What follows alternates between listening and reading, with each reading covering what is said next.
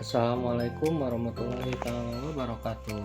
Bertemu kembali dalam video pembelajaran bersama Pak Asep Yuyun. Pada video pembelajaran kali ini, kita akan belajar mengenai menentukan kesimpulan suatu teks. Sebelum kita memulai video ini, jangan lupa di-subscribe, like, komen, dan share video ini. Apakah yang dimaksud kesimpulan? Kesimpulan atau simpulan adalah hasil akhir dari suatu pembahasan masalah dalam suatu paragraf. Cara menentukan kesimpulan. Cara yang pertama ialah mengambil inti dari ide pokok. Contohnya, seorang petani jagung memulai pembiakan tanamannya dengan menanam biji jagung. Setelah 3-4 hari, bakal tanaman akan muncul di permukaan tanah. Tanaman jagung akan terus tumbuh menjadi besar. Ide pokok paragraf di atas adalah pembiakan jagung dimulai saat bijinya ditanam. Kesimpulannya, jagung berkembang biak melalui biji. Jadi, kesimpulannya didapat dari penyederhanaan ide pokok. Cara yang kedua ialah langsung mengambil kalimat kesimpulan dalam paragraf. Kalimat simpulan biasa ditandai dengan kata jadi, dengan demikian, oleh sebab itu, oleh karena itu, maka dari itu, dan lain-lain.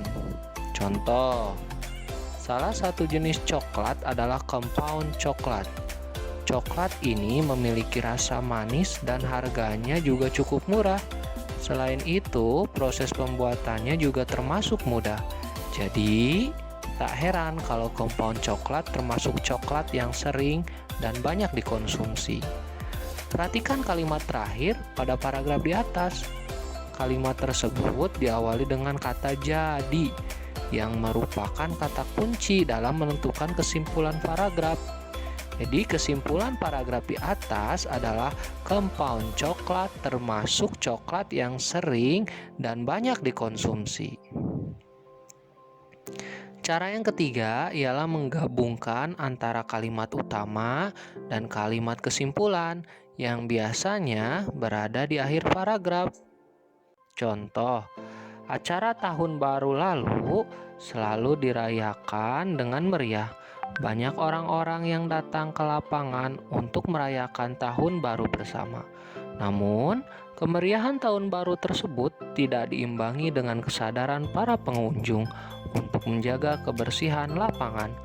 Akibatnya, banyak sampah yang tertinggal setelah perayaan tahun baru tersebut.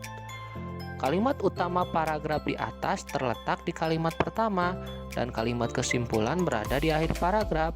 Kalimat kesimpulan dapat dibentuk dari penggabungan dua kalimat tersebut, yaitu kemeriahan acara tahun baru mengakibatkan lingkungan kotor karena banyak sampah yang tertinggal. Cara keempat ialah mencari sebab akibat atau akibat sebab dalam sebuah paragraf. Contoh, penggunaan plastik yang semakin marak menjadi masalah lingkungan yang tidak kunjung usai. Plastik adalah bahan anorganik yang tidak ramah lingkungan.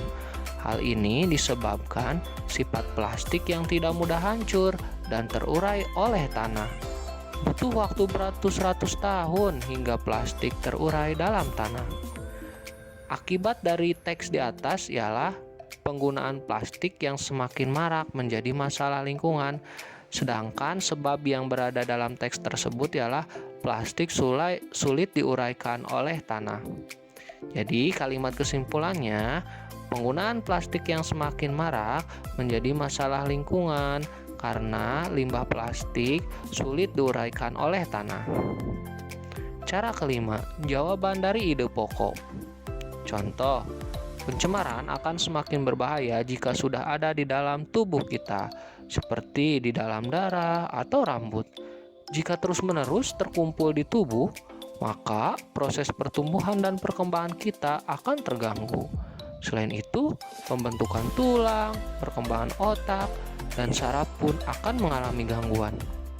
Ide pokok paragraf di atas adalah dampak pencemaran yang masuk ke dalam tubuh. Nah, dari ide pokok tersebut bisa dibuat pertanyaan, apa dampak pencemaran yang masuk ke dalam tubuh? Jadi, kita dapat memperoleh kesimpulan dengan menjawab soal di atas, yakni dampak pencemaran yang masuk ke dalam tubuh adalah terganggunya pertumbuhan, perkembangan, pembentukan tulang, perkembangan otak, dan saraf.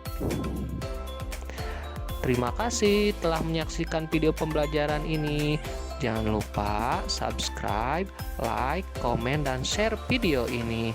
Sampai jumpa pada video pembelajaran berikutnya. Wassalamualaikum warahmatullahi wabarakatuh.